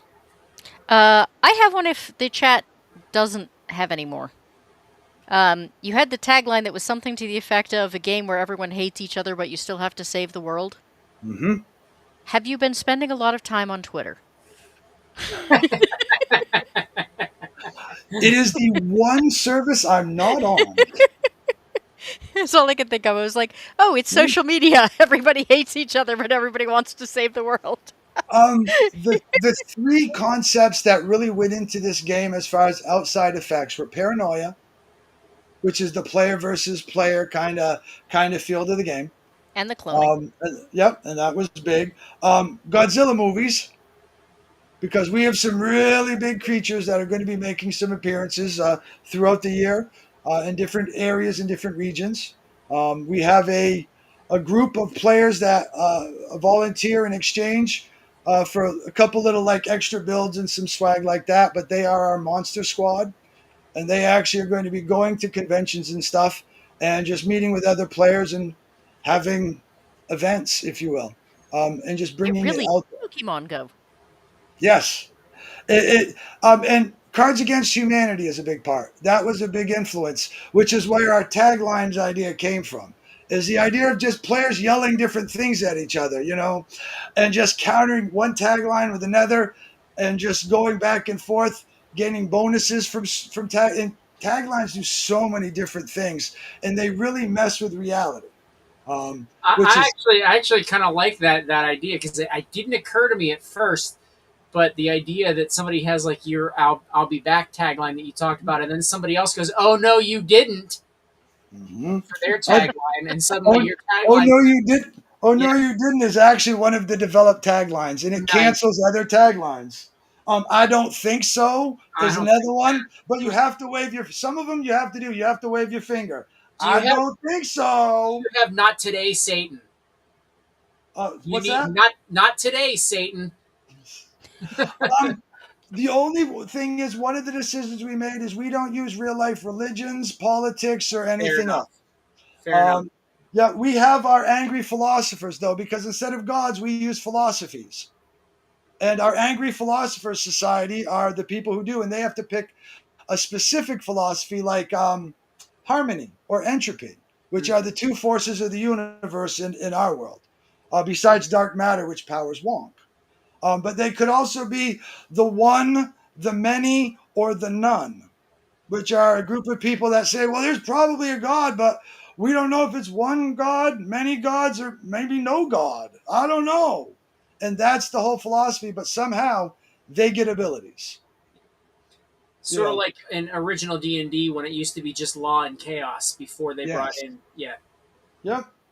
Yeah. Yeah. Like some, like for instance, it's just a flesh wound, and that allows you to turn anyone damages or anyone attacks damage into just one Gibbs point of damage. So if you take 500 points from a huge kaiju stepping on you, it's just a flesh wound, and you take 1 point automatically. Nice. Oof, Boom. nice. Nice. That's cool. Um, yep. My ultimate favorite one though, and this is a nod to my childhood, is Rubber Ducky. You're the one. And with this, you actually summon forth Rubber Ducky. Rubber Ducky appears to the speaker and makes bath time lots of fun. Rubber Ducky is your best friend. It's true. Oh, and he heals too. You're healed 20 points of damage or 40 points of damage if you're in a filled tub or pool. No, we didn't say what the tub had to be filled with. Ah, I like it. I like it. Yep. I also really like your tongue in cheek, your goofy attributes and skill names. I have another game that we didn't talk about that I'm not going to get into, but just to give you like I feel where you're coming from with this. My attributes come from an old meme online, and it's gumption, moxie, cut of my jib, childlike wonder, um, Mm-hmm. and chutzpah are my Yes, attributes. chutzpah. Yeah. So Yep. I love that idea of just and in that game all the skills are like magicking and Mhm. Yep. psyching and you know athleticizing and stuff like that. So I love that really fun tongue in cheek idea Yep. of let's just make it goofy. Let's make the stats, but it's still a robust system, and you can still play a very serious game with it. But it's fun at the same time. Yep. You know, I Oh, And like that yep. that aesthetic and that mindset in design. I dig that a Yep. lot. a couple of questions on the taglines. Can they Yeah. be reused? If you get them multiple times, each tagline can be used one time in an event, unless you buy it twice. Okay, so it is something you can't like invent your own taglines. Uh, well, you can. I am 100% open for people sending me what they want, and I will gladly add it. B, you can also change the tagline, but not the effect. The app does actually allow you to replace the tagline with a different saying, Mhm. but when it loads up, it's still going to give the same mechanic. So as people check, they're going to know that it's, oh, yeah, okay, that's Rubber Ducky. You're just calling it Gingerbread Man and change it to Gingerbread Man. But Mhm. it's the same thing. And that's okay. Um, but we are ever growing. And one of the things is I'm very collaborative as a person, and which is why I did this. So one of the things we're doing is we are opening it up. We're not doing an open license. I don't believe in that at first. Maybe eventually, but we are using the Writers Guild of America standard writing contract, including payments, percentages, and everything for anybody that wants to publish through us. So if somebody likes the game and wants to develop their own material, we are more than happy to incorporate the good stuff and pay you the lion's share of that, complete with a Writers Guild contract and whatnot. Um, I'm a big, um, I'm a big union person myself, being an animator.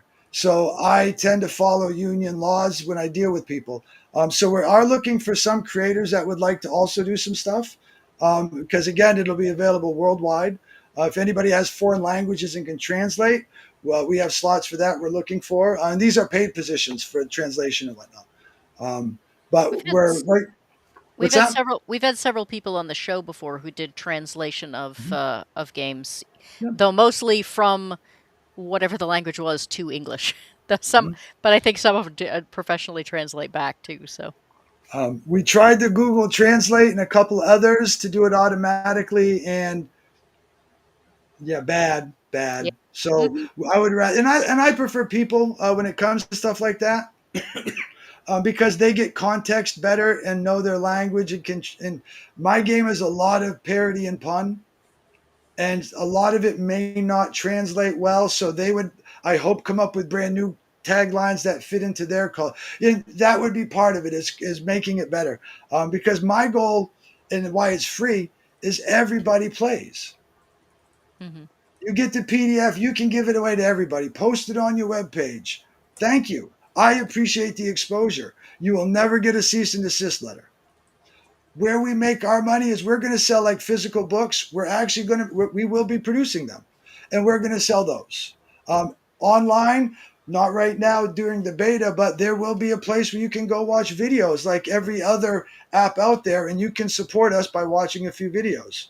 You know, and we're just going to have different ways like that to monetize, like an app versus like a role playing game. Hmm. And that's our monetary our market really is. Though we will have some product sales, it's mostly going to be on like ads that people want to watch, not mandatory. I hate those. They won't be at the bottom. There'll be no nag bar for ads or anything else. You will never be able to buy stat based stuff. That's not something we're going to do. There's not going to be a pay to play. You never have to spend any money, and you will still be able to progress at the same rate as anybody spending money. Hmm. You know, and we are going to be doing some paid events, like actual real conventions. I've thrown a few already, gatherings, 50 to 100 people. They worked really well. You know, two or three dealers, just something small like a local town hall. And it's going to be a gathering of the cards where we get multiple teams together, new players, help them make characters, and just basically celebrate nerd gaming, pop culture, because a lot of what I do draws from many different kinds. Like for war gamers, we have a division called the Ultra Wolves. You know, but they're actually the Ultra Wolves of London because we took a couple of the Space Marine chapters and well Warren Zevon and we combined them together. So and yes, their taglines usually are sung. And so, but anyway, but the Are game you? is based. Oh, Oh, I was going to ask if you were going to PortCon. Um, probably we will be there next year. We were there last year, I but missed we you. were there. We were there subtly. We were trying the can we play at a convention and nobody knows we're playing. And 20 of us went to PortCon and we all played the game. Nobody else ever came up and asked. And I was like, that's a great failed success because boy, no PR came of it. Well, if your goal was to find out if people could not notice. The other thing is there was a huge Pokemon event going on that day, and there were several hundred people there just to play Pokemon. Yes, there were. So, I Some actually have of a us, question. some of us weren't playing Pokemon though. I actually have a question, Yep. and this is a legitimate question. Like, Yeah.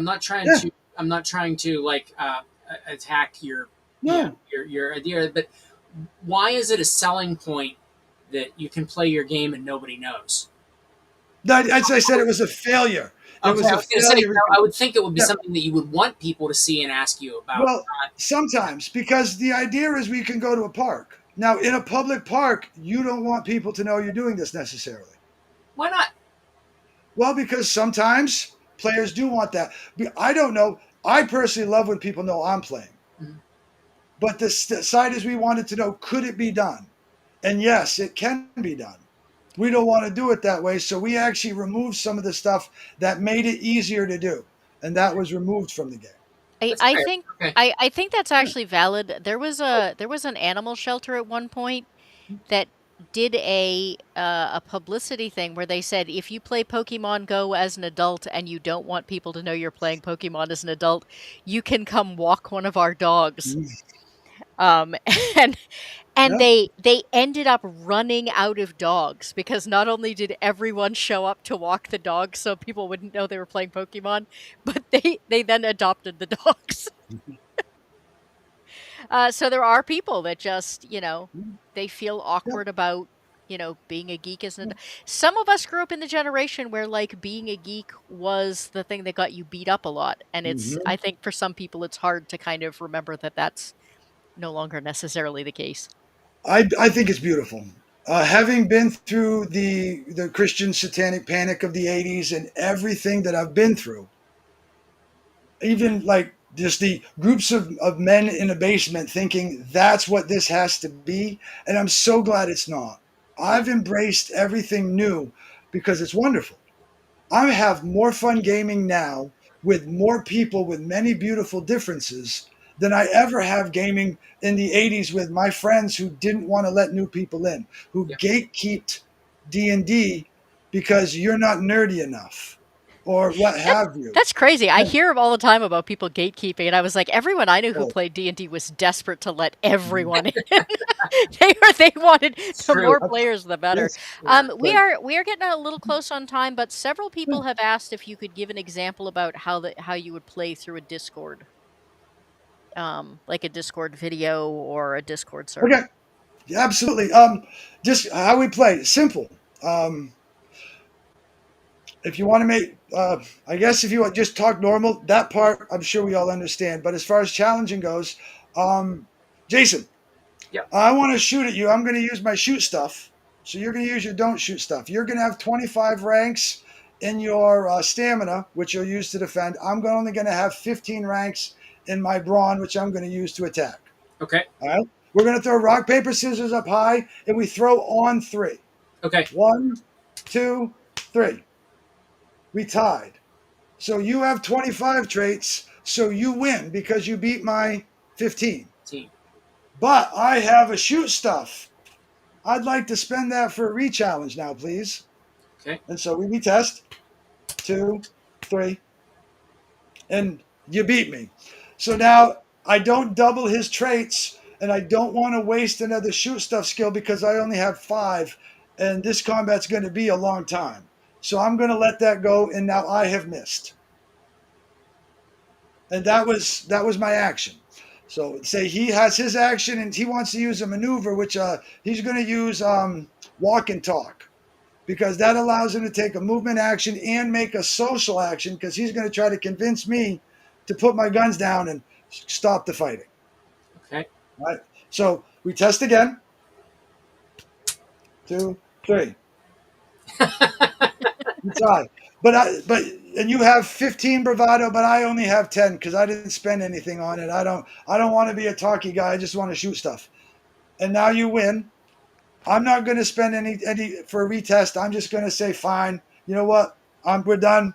And now combat is ended because he's won the social challenge. And I've also taken, because I've lost the social challenge, 2 points of Travolta damage. And eventually, if he keeps beating me in social, I'm just going to run from him. I'm going to leave. He's completely beaten me, and I'm done. Um, but that's literally it. We just talk normal. Depending on the mission, sometimes you're there to find out are they a member of the effect or the cause, which are our two factions Mhm. that you can pick. The cause being more the good faction, and the effect being the ones that want to be a little more heavy handed in how they save the world. And so you have to talk normal. You may throw social challenges to try to figure it out and get him to answer questions that may give it that information out.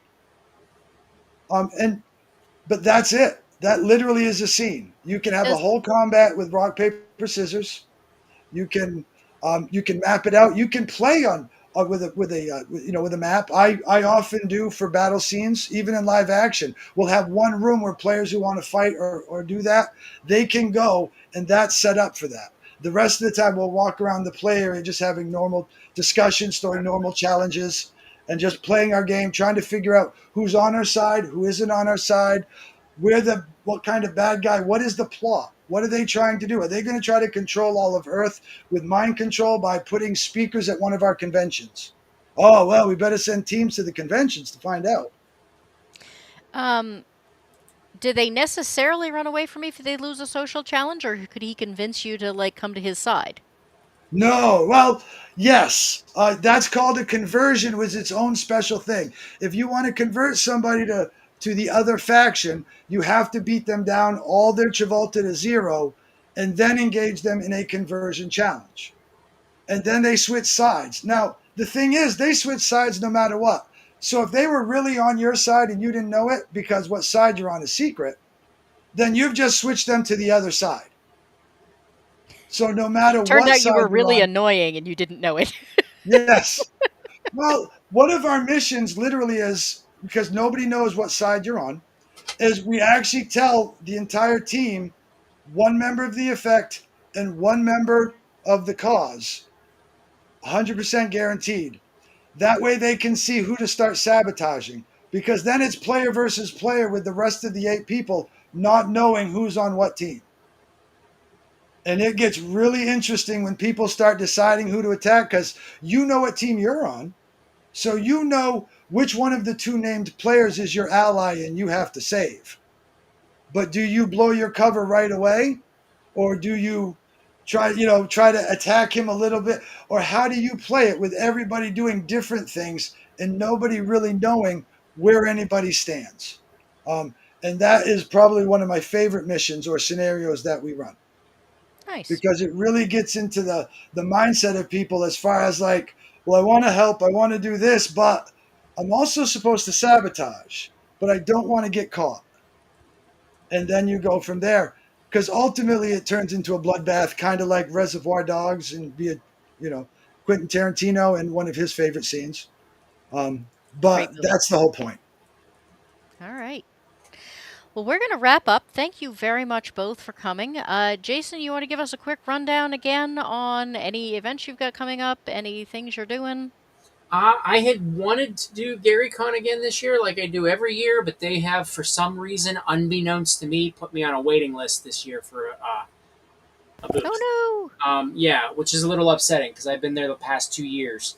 Um, so I don't know. I will be at Page, the Philadelphia area gaming expo with Trollord Games in January. But I don't know if I'm going to be at GaryCon this year as a result. So I guess that just remains to be seen if they give me a booth or not. Those are the only ones that I really have planned right now. Money is extremely tight, so I need people to go and buy my games so I can afford to do conventions and no. meet everybody there. So yeah. Um, so right now, the only one I'm definitely sure I'm going to be at, unless something happens, is going to be Page. And I would love to do GaryCon, but I don't know if I'll be there.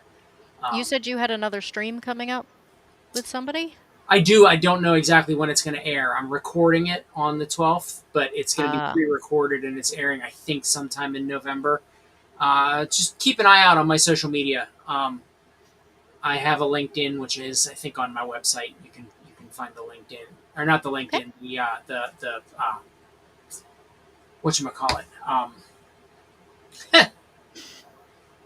The Facebook? page that has all of your social media links on it. Oh, the link tree.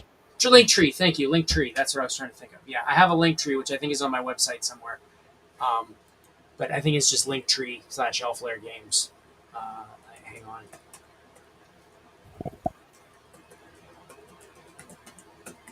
Is that it? Yes, it's just linktree slash elf linktr.ee/Lair Games. Okay. So that has all of my socials on it, as well as some of the interviews and press I've done and things like that. And you can find that wherever you can find me online. It will be there.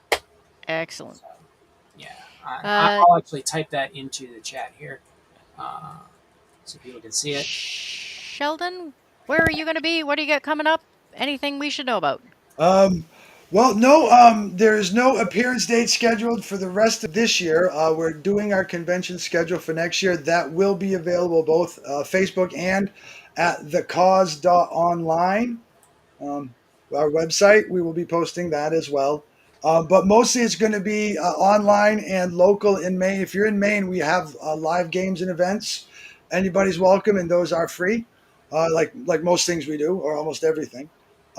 But we're going to be doing some online session zeros as well as forming teams. So if people don't have 10 people that they want to play with, we're more than happy to match make people. We got some teams already forming that only have like 6 or 7 people.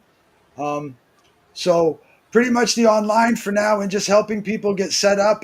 And Friday we are releasing our quick start, which will include step by step on how to use the character generation part. It's a little less intuitive as we are doing the beta test versus the final version. But we want to put that out. So that will be Friday. And I know I am going to be start running sessions well, this week. So if people are interested, they can contact us via the app, or and I'm gonna type it into YouTube, my our contact email if they have that question as well. But they're more than welcome to reach out and sign up. What are you doing about, because I think there are several people in the chat that are actually from other countries. Yep. Are you working on expanding? As I said, we're looking for people to translate, but if they speak English, they can access it via Google Play or the Apple Test Flight for their Okay. iOS. And there don't necessarily have to be a ton of people in their direct area. Correct. They'll be mostly playing online, but we will find them groups of players so that they'll have their own team, and they can begin to do that as well. Yeah. Okay. Oh yeah. All Because right. again, everybody plays, and that really is the belief. Now we do have rules of behavior, and we do have a system to remove players that don't want to play in a positive fashion. But I don't really think we should concentrate on that right now, other than to just let people know that we do have that. Okay. All right. Well, thank you very much to both the panelists and to everyone who has been in the chat. I really appreciate it. It's been very active. It's always good to see you all again. Um, just a quick summary in case you missed it in the first place. We are going to be making some changes to the format of Slice and Dice. We are going to be continuing these presentations with indie creators on the first Monday of every month. But we are also going to be doing game reviews. We're going to be doing the weekly Kickstarter. Well, I say weekly, it's actually monthly, but the monthly Kickstarter wish list. And then we're going to be doing some topic kinds of chats. This month we are going to be talking about D&D Went Superhero, talking about the different editions and how things have kind of changed over time. If anyone knows anyone who is creating games, if anyone is interested in varying topics, if you have topic ideas, I would really like to hear them. This is really kind of an experimental, let's try a bunch of different things and see what you enjoy. And so I would love to get that feedback. So, and I hope that everyone has a really great night for the rest of the evening. If you're from the UK, I hope you get some sleep. And as always, happy headbutting. Meet me at the tavern, have a drink or two. I'm the eclectic goat, and I'm here to gab with you. We'll talk about immersion, adventure heavy lows, characters and story, warlocks and barbarians and bards, comedy or horror. We got inspiration if you're in need of it, or just need to hang out somewhere cozy. We're the guys for you, we've got time for you. Come and join the crew, here's what to do. Meet us at the tavern, have a drink or two. I'm the eclectic goat, and I'm here to play with you. We'll discuss the theory and the mechanics, how we ask for crits, Dungeons and Dragons and Wizards.